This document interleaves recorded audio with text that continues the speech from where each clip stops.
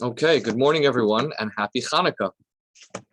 Today, being the third day of Chanukah, I thought that we would study one of the most favorite Chanukah poems, Maoz Tzur, otherwise known as Rock of Ages.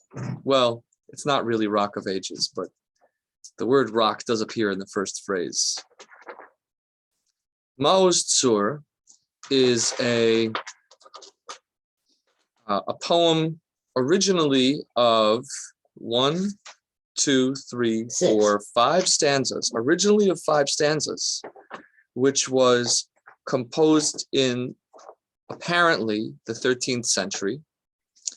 And it's very popular, sung on Chanukah. It's the staple tune of German Jewry during the Chanukah season. I always thought 6, not 5. It is the. I would point out just before we get into it that actually the original prayer to be recited after the kindling of the menorah is Haneros Halalu. Haneros Halalu is the primary prayer. Maoz Tzur is a popular piyut, a popular poem and song, which is of later origin. Why do I say 5 stanzas of Maoz Tzur and not 6? Well, it seems that the original Maoz Tzur was of 5 stanzas, and the sixth stanza was added later. And the hint is that the name of the author is integrated into the text. So if you want to follow in the Hebrew-English Art Scroll Siddur, it's on page 782. Otherwise, just listen along. So the first letter of each stanza spells out the name Mordechai. That's right. And the last stanza starts the first 3 words of the stanza. The first letter of the first 3 words spells out the word chazak, which is common within traditional acrostic poetry, which it's quite common in Jewish liturgical poetry that the name of the author is spelled out in the stanzas, and it's not uncommon that the word chazak is also used, to finish off the last, to add additional stanzas. But in this case, it seems, and also we'll see from the analysis of the text, that the 5 stanzas themselves comprise a whole narrative, and the last stanza is significant in its own right. In a way, we'll look at it and talk about it. So let's get right into it. Maoz Tzur Yeshuasi. The fortress. Maoz means a fortress. Maoz, the fortress, or also the word oz means might. Tzur Yeshuasi, the rock of my salvation. Who is the rock of my salvation? God. God is also our fortress, but the fortress might also refer to our spiritual fortress, which is the Holy Temple. L'cha na'el shabeach. So that would say, Maoz, the fortress. So you could read it, the fortress of the rock of my salvation, meaning the Beis HaMikdash. Or you could say, the fortress, rock of my salvation, God. L'cha na'el shabeach. It is appropriate to praise you. Tikon, why? So here's the hint to why the fortress refers to the temple. Tikon, Beis Tefilasi, establish or restore my house of prayer, or the house of my prayers. What is the house of prayers? What is the house of prayer that needs to be reestablished or needs to be rebuilt? The temple. So this indicates to us that this prayer, that this poem was written we understand the context. It's written in the 13th century, well after the destruction of the temple. We've been praying at this point for over 1,000 years for the rebuilding of the temple. So we pray. Why are we asking God? What is our request? That you would rebuild our temple. Visham todah nizabeach. And there we will offer the thanksgiving sacrifice. Zabeach refers to zevach, sacrifice. Todah, we know, means thank you. Visham todah nizabeach, and there we will offer the thanksgiving sacrifice. Le'es tachin matbeach. At the time that you will have prepared punishment, mitzar hamenabeach, for the one who, the oppressor, who blasphemes. Menabeach might, it's kind of evokes an animal sound. So we refer to the voice of the oppressor, and the things that the oppressor says as being kind of animalistic sounds. So we're referring to our oppressor in an appropriately derogatory way. Le'es tachin matbeach mitzar hamenabeach, at the time that you will exact punishment from the oppressor who blasphemes. Az, then, egmor b'shir mizmor, I will be complete in my song of praise, Chanukah hamizbeach, at the rededication of the altar, the rededication of the mizbeach, the rededication of the altar. So we're opening up with a prayer to really be able to celebrate Chanukah in the fullest sense. So Chanukah, of course, remembers the rededication of the Beis Hamikdash, of the temple, after the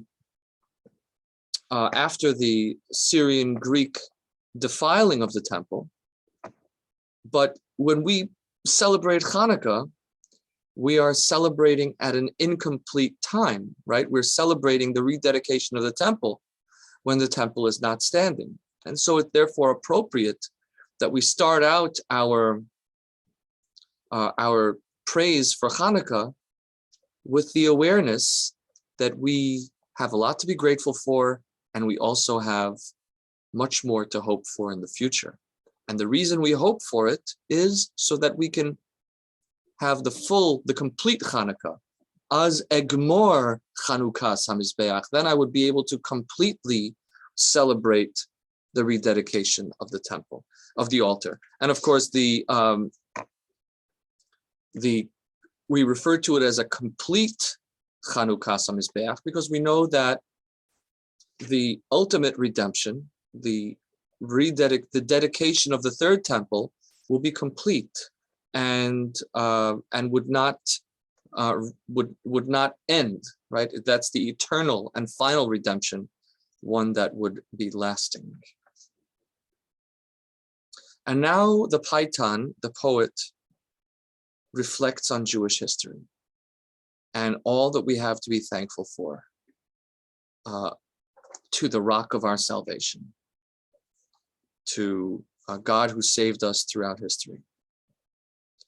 Ra'os sav'a nafshi, my spirit was satiated with troubles. Biyagon, with grief, kochi kila, my strength was exhausted. So there was a time when the Jewish people, we're referring here in the first person to ourselves, were sated with troubles, and when our strength was wasted. Chayai, my life, meruru, was embittered. When was our lives embittered? What does that bring to mind? When was our life embittered? So we think of the slavery in Egypt, right? Vayimararu es chayehem. We know this from the Haggadah. Our lives were embittered in the slavery. Bikoshi be'avodah kasha, with hard labor. Chayai mereru bikoshi. My life was embittered with difficulty, with harsh labor. B'shibud, in the slavery of Malchus Eglah, of the kingdom that was compared to the calf. And here we get into a whole multi-level symbolism. Eglah Yefefia Mitzrayim. Egypt is referred to as the calf, as a cow, a heifer. And I think this might give some rich context to the golden calf, which is a remnant of Egyptian mentality that endures even in the redeemed, the free people who have been taken out of Egypt, but Egypt hasn't quite been taken out of them. And so the calf symbolizes, is here refers to Egypt. Also, Joseph is referred to as an ox in the blessings of Yaakov. And so the symbolism of Egypt being a calf or an ox is not necessarily a negative thing. Is certainly in the case of the prophet referring to Mitzrayim, to Egypt as a calf, is there, it's a compliment. In any case, here, the enslavement of the Jewish people, of the Hebrews, our ancestors, by Mitzrayim is called Shibud Malchus Eglah, the enslavement by the kingdom of the calf. Uviyado Hagedola, and with his great hand, Hotzi es Hasegula, he took out the treasure. So there we have the reference to God's outstretched hand, which is, again, appears in the Haggadah and in the story of the Exodus from Egypt in the Torah. God showed his hand, so to speak, where that is to say, God's power being manifest in the world was evident. God's great hand took out the treasure. And of course, the treasure is a symbol, refers to the Bnei Yisrael, the children of Israel, who are at the time of the Exodus referred to as God's treasure. That's right before. This also indicates the reason for our having been taken out. When does God refer to the children of Israel as his treasure? It is right before he gives us the Torah. He says, if you will listen to my voice, then you will be for me a treasure from among all the nations. And so this indicates that God took us out of Egypt and declared us to be his treasure. So we're not just thanking God for having been released from slavery, but also for having received the special privilege of receiving the Torah. At the same time, remember when God's great hand is revealed, that's specifically at the time of the splitting of the sea. Vayar Yisrael es hayod hagedola, and Israel saw the great hand of God. Chel Paro, the armies of Paro, the Chol Zaro, and all his offspring, Yardu ke'even metzula, sank like a stone into the deep. So that refers to the splitting of the sea of reeds. So the armies of Paro and all of his offspring went down like a stone into the deep of the Reed Sea.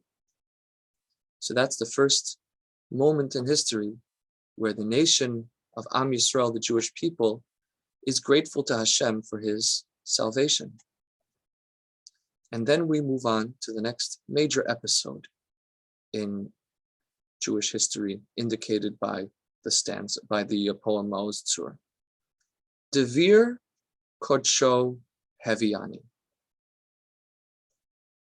He brought me to his holy sanctuary.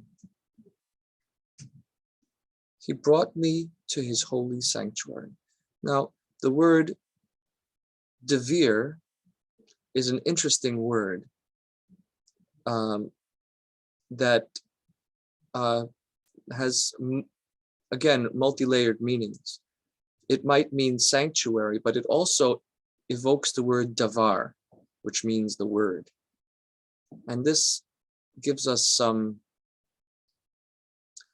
insight as to the spiritual significance and the meaning of the Holy Temple, the sanctuary, which is that it is kind of the focus of our prayer, or it's a place that facilitates prayer, the spoken word in homage to God.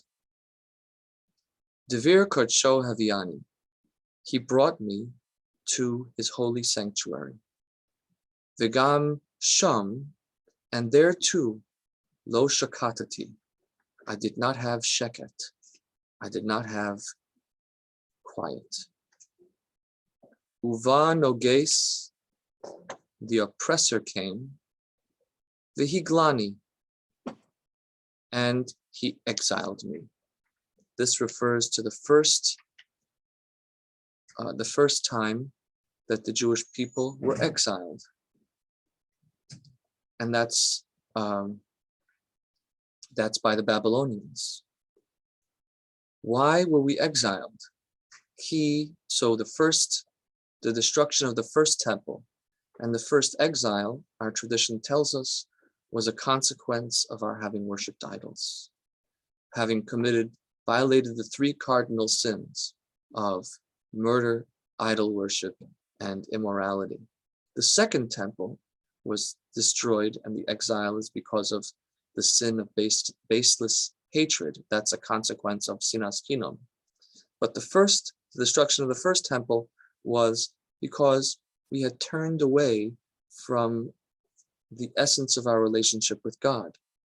Ki zarim avadati, because I worshipped foreigners.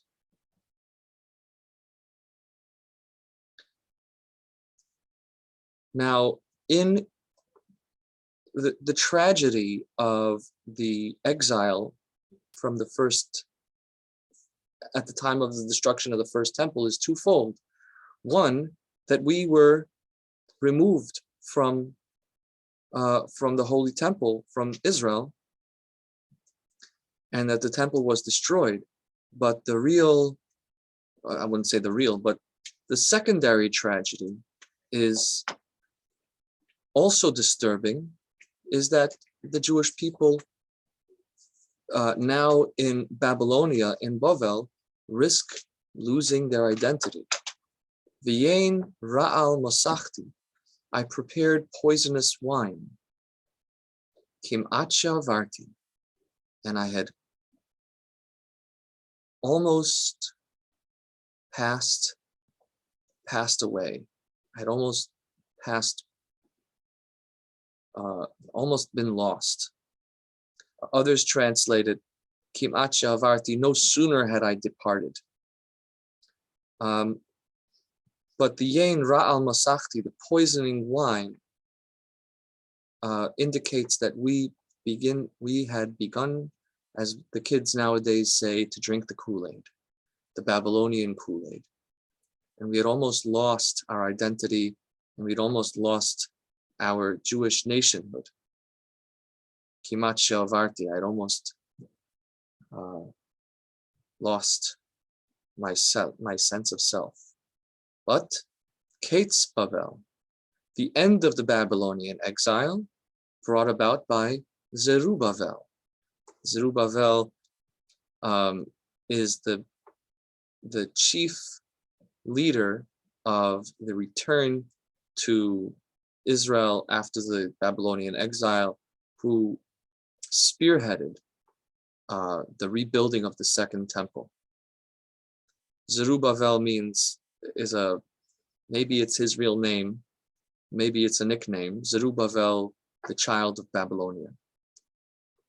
Zerah means seed, the seed of Babylon. So it refers to the Jewish person who, born in Bavel, planted in Bavel, grows in Israel. Leketz shivim noshati. By the end of 70 years, I was saved. So we say, we were brought to the Holy Temple, but we didn't have quiet, we didn't have rest there when the oppressor came and exiled us because we had worshipped idols.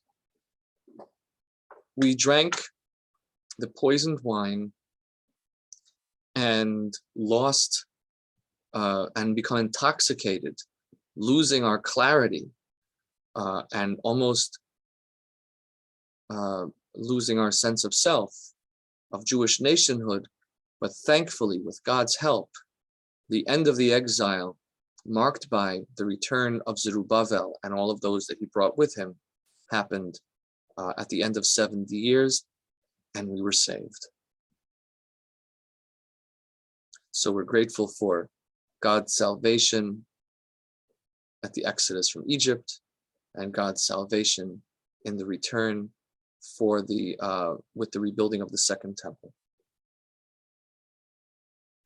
And now we move to another period in Jewish history, Keros Komas Berosh. To cut down the tall pine, the tall tree, Bikesh Agagi ben Hamedasa.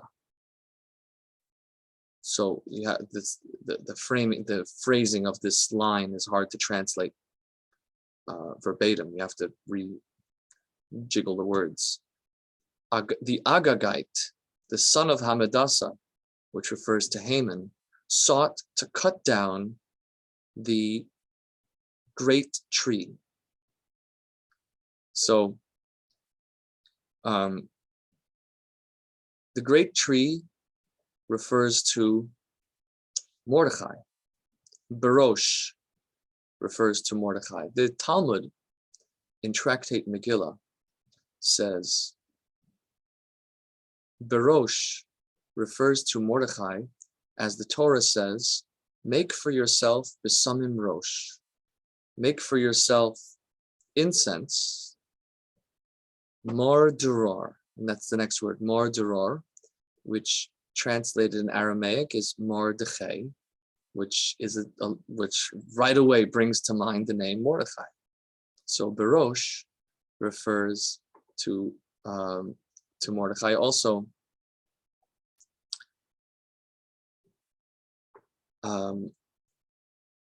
the prophet, I believe it's Isaiah. We read the Haftorah on a fast day. We say Tachas Hanatzutz Ya'alev Rosh, V'sachas Hasirpad Ya'ale Hadas. Instead of the bramble will grow Rosh, and instead of the thorn will come up Hadas, the rose. And Hadassah is Esther's Hebrew name. So it fits very nicely to use the word Berosh to refer to Mordechai. But of course, the idea of cutting down the tree also, to me, evokes part of the Purim story in which Haman wants to cut down a tree to create a gallows to hang Mordechai. Keros Komas Berosh Bikesh Shagagi ben Hamdasa.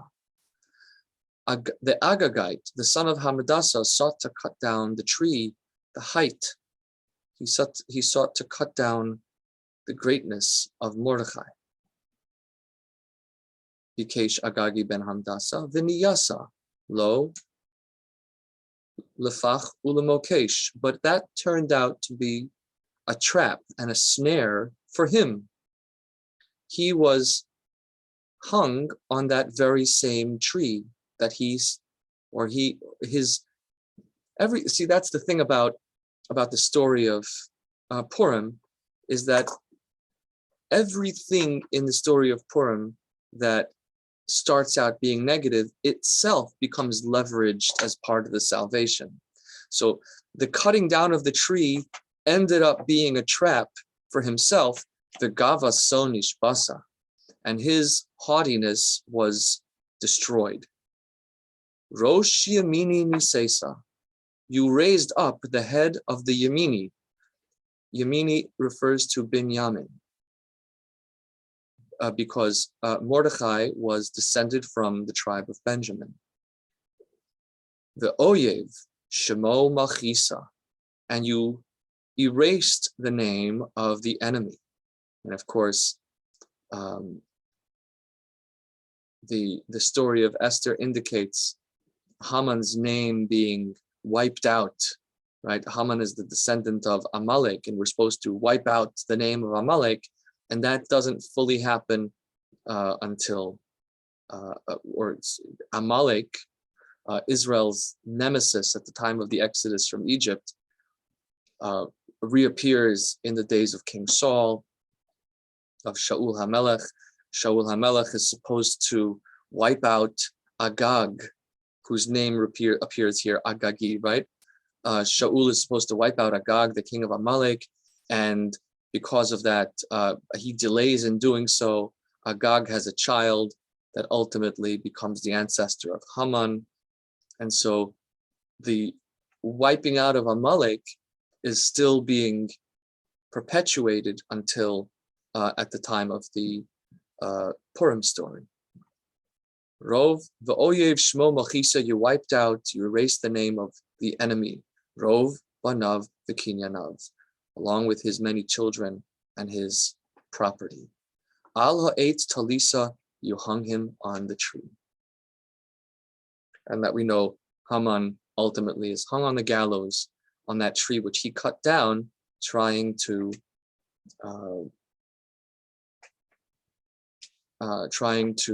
as he tried to attack Mordechai. So this is the third exile that we refer to. We refer to actually the fourth, you could say, because the first stanza asks that we be redeemed from exile now.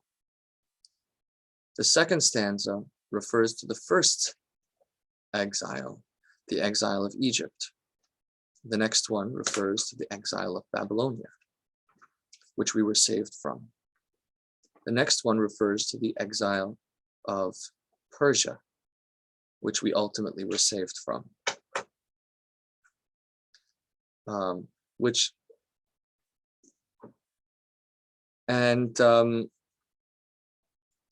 And even though it doesn't, the salvation in the story of Purim isn't the complete salvation from the Persian exile, it is nonetheless one that takes place during that time. And now we go to the Second Temple period. Yevanim, the Greeks. Nikbitzu alai, gathered against me. Azai, then, bimei chashmanim, in the days of the Hasmoneans. Chashmanim, Hasmonian. Ufartzu chomos migdalai, and they breached the walls of my tower, which again is a reference to the Beis Hamikdash, to the Holy Temple.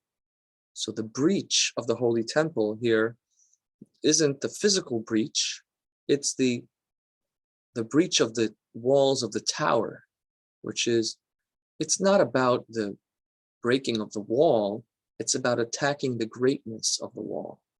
The greatness of the wall is the spiritual value the holiness of the temple. And that's really what the Greeks sought to do, is they sought to attack the greatness of the temple while retaining its physical structure, to Hellenize, to modernize, to westernize the holy, sacred tradition of the Jewish people. V'tim ukol hashamanim, and they defiled all of the oils. The defiling of the oil is a very powerful symbol for the battle of the Jewish people to retain our pure tradition, because the oil refers to has a multiple meanings, but the oil on the one hand evokes the essential oil, that is the inner essence of everything, right? How do you get oil? By extracting essence from something. Now the oil is in everything, and it's what holds everything together. When you extract it and you identify it, then it becomes a source of light. And so it is with Jewish teaching. That's why Jewish spirituality is referred to as oil, because what it's there to do is to show you how everything is suffused with oil, which ends up becoming a source of light, showing you that this is not just stuff. This is stuff that has the capacity to be transformed into a light bringer. Uminosar kankanim, and from the remaining jugs, from the little bit of oil that was left over, na'asa nes lashoshanim, a miracle was done for shoshanim, for the roses. Who are the roses? The roses could refer to the Jewish people, which are compared to a rose among the thorns, keshoshana bein hachochim. It might also refer to pirchei kehuna, to the young priests, the Kohanim, who fought to maintain or to restore the sacred nature of the holy service in the temple.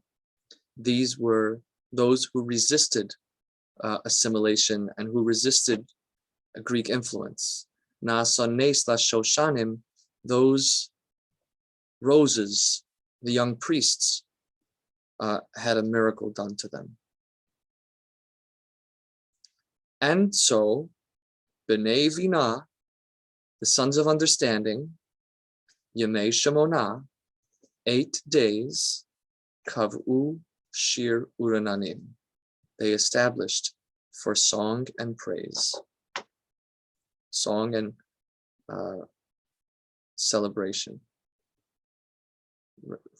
Vina means singing, for praise and song, maybe you could say. So the sons of understanding established an 8-day festival of praise and celebration and praise and song. And that refers to the fact that B'nai Vinah, Chanukah is a rabbinic holiday. Chanukah was established by the rabbis. That's why it's B'nai Vinah Kav'u. It was established by the sons of understanding. That is, those endowed by divine inspiration.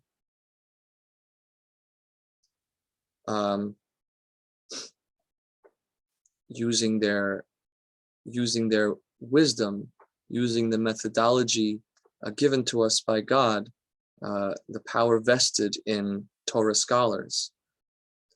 They established this 8 days holiday of celebration. And here I think it's important to note something alluded to in the text, which is a major feature of Chanukah, which is often, I think, overlooked. It doesn't get enough attention.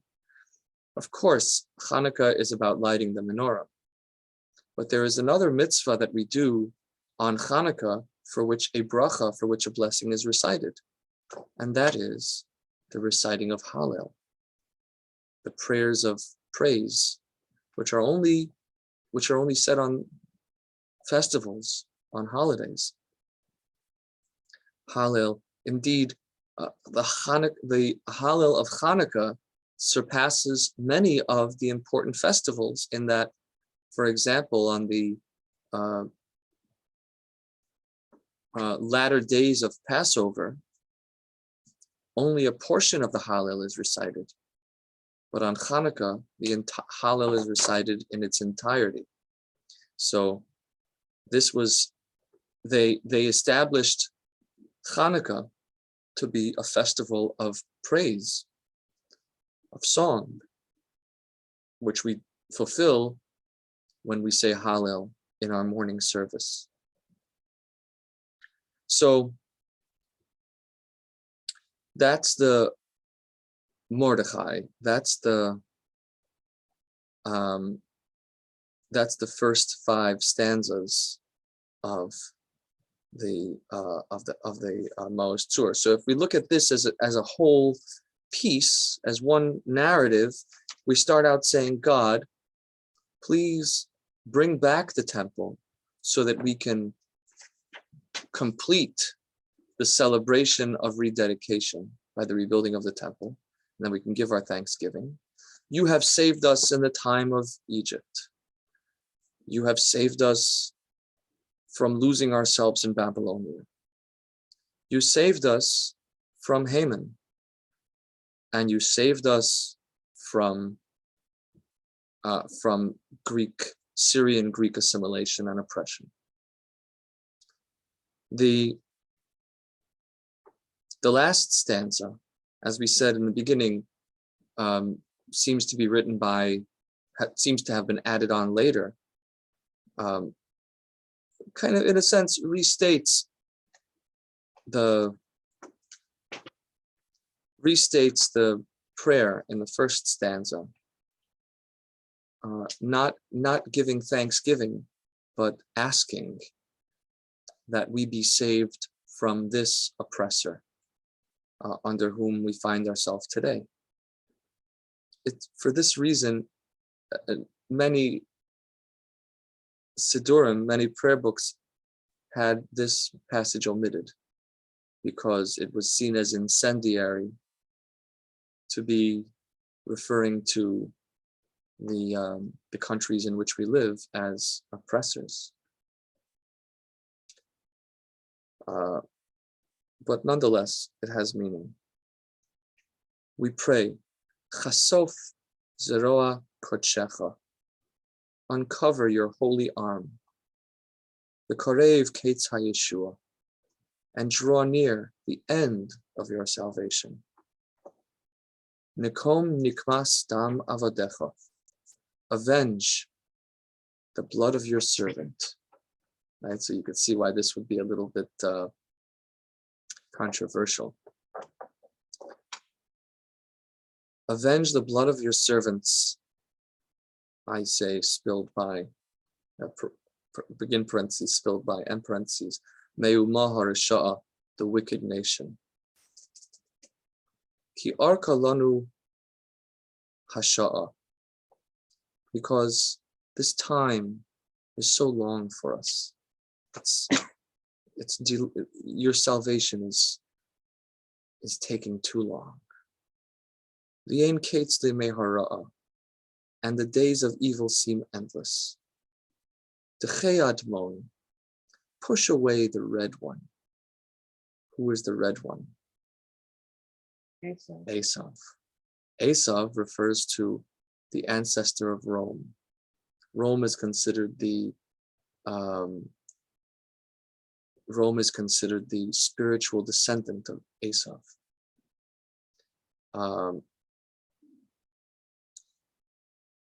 So this refers to that exile in which we find ourselves now. Rome was responsible for the destruction of the Second Temple, which has still not been rebuilt. And so for these last 2,000 years, we consider ourselves to be still in the galus, in the exile of Edom, of Esav. Dechei Admon, push away the red one. B'tzel Tzalmon, into the shadow of shadows. Hakem lanu, ro'im shiva, and raise up for us the 7 shepherds, referred to in the prophet Micha as those who will bring about our ultimate salvation. The 7 shepherds are those who help us survive exile and who are responsible for us making it home. So what I'd like to do now is just to chant the Maoz Tzur so you could hear the beautiful cadence and poetry.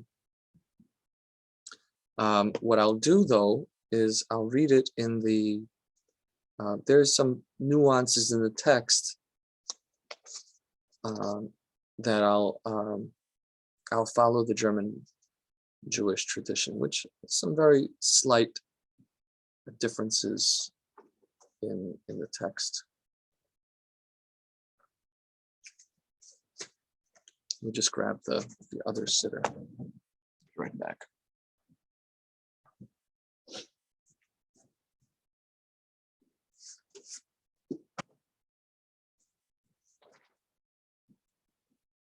Where does it say Chazak? The last stanza, the first 3 letters spell out the word Chazak.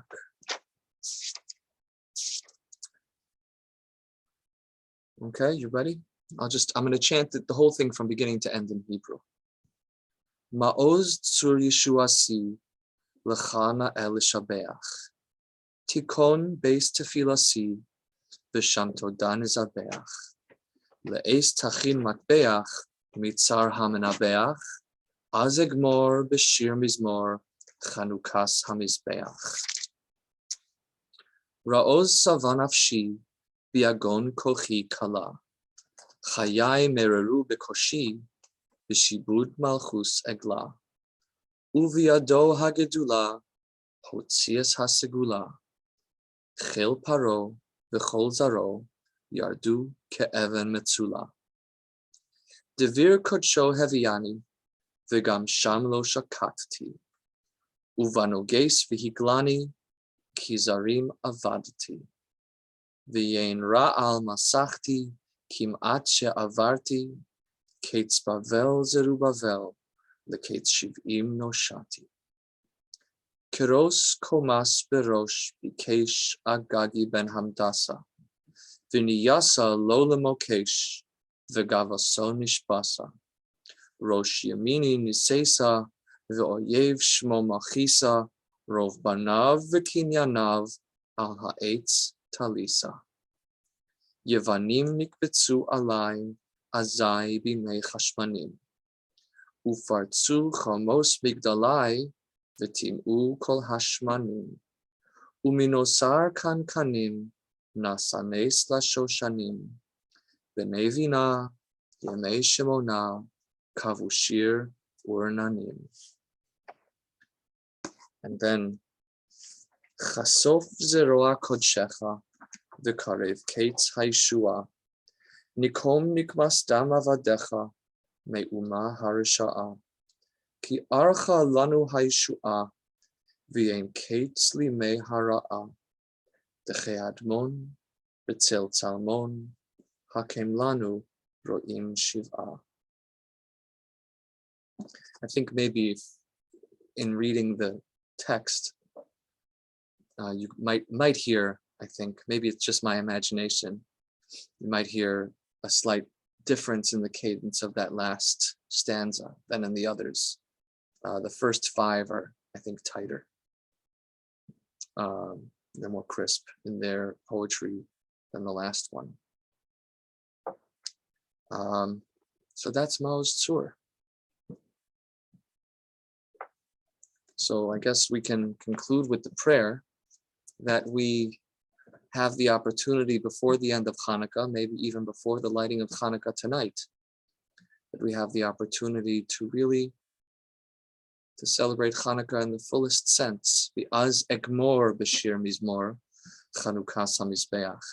Then we would conclude with song and praise the rededication of the Mizbeach.